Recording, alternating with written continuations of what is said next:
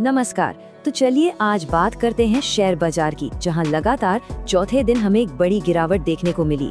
आखिर ऐसा हुआ क्यों? आइए इसी पर एक गहरी नजर डालते हैं। सवाल यही है, आखिर इस लगातार गिरावट के पीछे की वजह क्या है?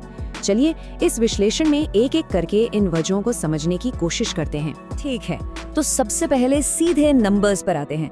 देखते हैं कि ये गिरावट असल में थी कितनी बड़ी। शुरू करते हैं सेंसेक्स से।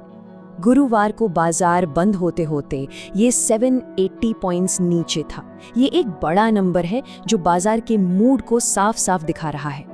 और कहानी सिर्फ सेंसेक्स की नहीं है, निफ्टी 50 भी आप देखिए 1.10% लुढ़क गया। यानी देश की टॉप कंपनियों पर भी बिकवाली का दबाव साफ था।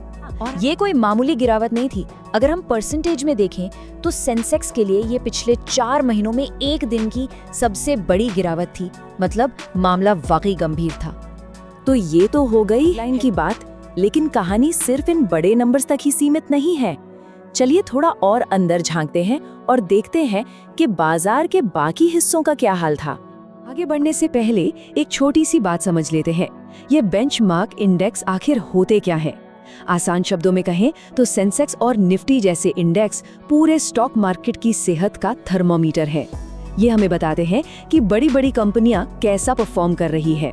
अब यहाँ देखिए गिरावट का असली असर। जहाँ बड़े इंडेक्स 1% के आसपास गिरे, वहीं मिड कैप और स्मॉल कैप इंडेक्स यानी जो मझोली और छोटी कंपनियां हैं वो लगभग 2% तक टूट गईं। मतलब इन पर मार्क डबल पड़ी। सवाल ये उठता है कि ये जो बिकवाली हुई, इसका सबसे ज्यादा असर कहाँ देखने को मिला? कौन से सेक्टर्स थे जो सबसे ज्यादा पिटे? तस्वीर बिल्कुल साफ है। सबसे ज्यादा मार पड़ी मेटल सेक्टर पर, जबरदस्त 3.40% की गिरावट, और उसके ठीक पीछे पीछे थे एनर्जी और ऑयल एंड गैस सेक्टर्स। लेकिन ऐसा नहीं था कि बिकवाली सिर्फ इन्हीं सेक्टर्स में थी। आप लिस्ट देखिए, आईटी, सरकारी बैंक्स, फार्मा, ऑटो, लगभग हर बड़ा सेक्टर लाल निशान में था।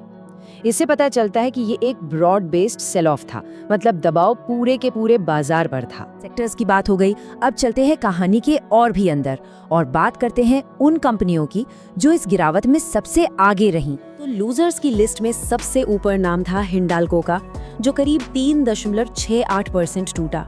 और देखिए इसके साथ ही जियो फाइनेंशियल, ओएनजीसी और विप्रो जैसी बड़ी बड़ी कंपनियां भी थी। मतलब हर सेक्टर से बड़े नाम इसमें शामिल थे।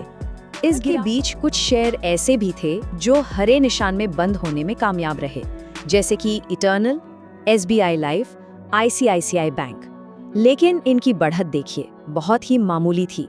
इससे भी बाजार का ओवरऑल मूड पता चलता है। तो दिन भर का एक्शन हमने देख लिया। अब सवाल ये है कि इन सब का मतलब क्या है और आगे क्या हो सकता है। मिला के कहानी ये है, बाजार लगातार चौथे दिन गिरा, और ये गिरावट किसी 1-2 सेक्टर की वजह से नहीं थी, बल्कि पूरे बाजार में एक तेज बिकवाली का माहौल था। और ये सब हमें एक बहुत ही सवाल पर लाकर खड़ा कर देता है। क्या ये तेज गिरावट एक वार्निंग साइन है, किसी बड़े खतरे की घंटी, या फिर ये एक मौका है? ये एक ऐसा सवाल है जिस पर सोचना जरूरी है। शेयर बाजार में निवेश बाजार के जोखिम के अधीन है। मैं कोई सेबी पंजीकृत रिसर्च एनालिस्ट नहीं हूँ। मेरी तरफ से मैं बेस्ट जानकारी प्रोवाइड करने का पूरा प्रयास करता हूँ, पर शेयर मार्केट में कोई भी ट्रेडिंग या निवेश का सिस्टम 100% परफेक्ट नहीं होता है। इस वीडियो में दिखाई गई जानकारी से आपको शेयर बाजार में 100% लाभ ही होगा, इसकी कोई गारंटी नहीं है। आपको इससे नुकसान भी उठाना पड़ सकता है।